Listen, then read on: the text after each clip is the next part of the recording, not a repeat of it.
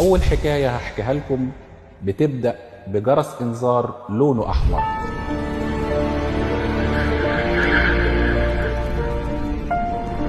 في حكاية مرض هحكي لكم حكايات مرضى بيجوا العيادة بتبدأ حكايتهم بألم ومعاناة وبتنتهي بابتسامة. وأول حكاية هحكيها لكم بتبدأ بجرس إنذار لونه أحمر بيكون معاه حرقان وألم. مريضنا حكايته بتبدأ بنزيف شرجي وألم وحرقان، جاي العيادة مخضوض. بنطمنه ونقول له اللي عندك ممكن يكون مشكلة بسيطة وهي البواسير. البواسير هي أوردة أو أوعية دموية منتفخة جوه قناة الشرج أو براها. علاج البواسير زمان كان بيعتمد على الجراحة التقليدية بمعاناة رهيبة ومضاعفات خطيرة. دلوقتي بقى في تقنيات حديثة زي الليزر والحقن وفرت على المريض كتير جدا وخلته يرجع لحياته الطبيعية خلال أيام معدودة. لو حكايتك شبه الحكاية دي ما تترددش، احجز مكانك في حكاية الشفاء.